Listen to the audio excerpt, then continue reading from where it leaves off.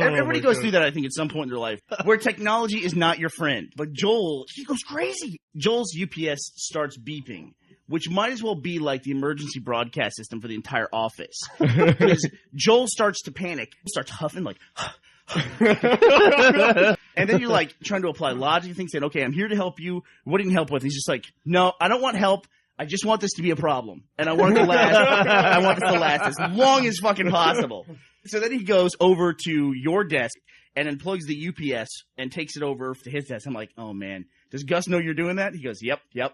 And then he's plugging stuff into it, and it's got that number on the front, total minutes it can run. Right. And he keeps plugging stuff into it, and he's going, the number's going down. The number's going down.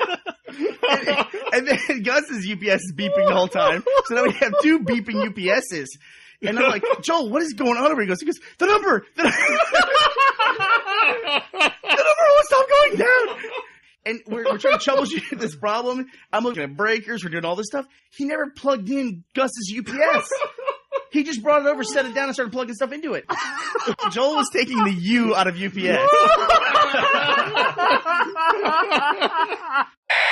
Okay, so the new theme I'm picking up on is that you're crazy. Yeah, I have an idea for you for the next Animated Adventures. We'll pick a fucking story, and then we'll pick people's point of view from the story, because I might have a slightly different point of view on that last fucking story. Well, what is it? Oh my fucking God. Listen, oh my God, listen, I'm still pissed about all that. If you have a technical problem in this office, that's true. Everyone just piles on you. It's like that's the worst thing about it. Yeah. And when you're the person with the technical problem, you want to murder everybody in the office. Absolutely. Oh fuck, that was not a good fucking week for me. I remember that because at the time you called me. I was in San Diego at Comic-Con. My phone rang and Joel's like, hey, the UPS is beeping. I'm having a problem with it. I think it's broken. Can I take yours? And I said, yeah, go ahead. That's why you asked if he had asked me. And I said, yeah, go ahead. And he took it. I guess this is what was happening. I would have never believed that he actually asked you. God. He did. So you forgot to plug it in. No, I plugged it in. It was plugged in. He says he plugged it in. It's a long time ago. He said, she said. For comedy's sake, it worked out pretty well. He's a lot madder about me telling that story than I was mad at him telling the bathroom story, which also completely not true. That was like that UPS story is like Lord of the Rings when it comes to just sort of like taking artistic license with what happened in reality. You're saying Lord of the Rings took a little artistic license with what happened in reality? I don't think that actually occurred, probably. I stand by my story. Jesus. All right, do we want to hit another batch of these? Yeah, let's do it. I remember talking to a guy on set once. He was a stunt driver, and he's crashed a lot of cars. And one of the first crashes he did, the airbags went off, and apparently, you get a lot of heat from airbags. It burnt his hands. He was like, it burnt all my arms. And then he looked down, he's like, did I piss myself? And it turned out that the headlight fluid container made it into the car onto his lap. The headlight fluid container, really? That's amazing. I can't believe it went all the way from the headlight fluid container went from all the way into the hood into his lap.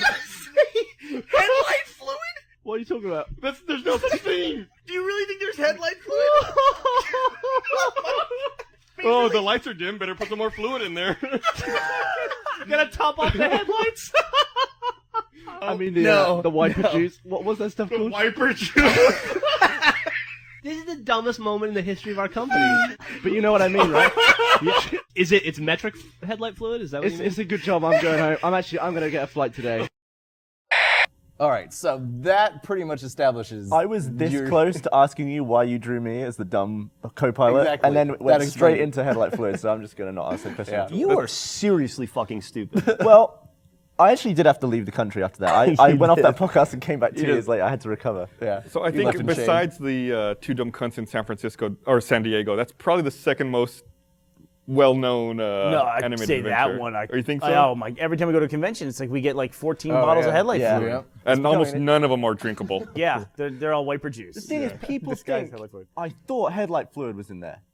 I just been watching too much Red vs. Blue. I knew that headlight fluid wasn't a real thing. I just misspoke. You were But literally people think in America to direct a season of Red vs. Blue. Yeah, so I had to pre-watch all this other 6 Yeah, seasons. so that one time we made a joke really stuck with you, and it was like really in your head. Yeah, that headlight fluid joke.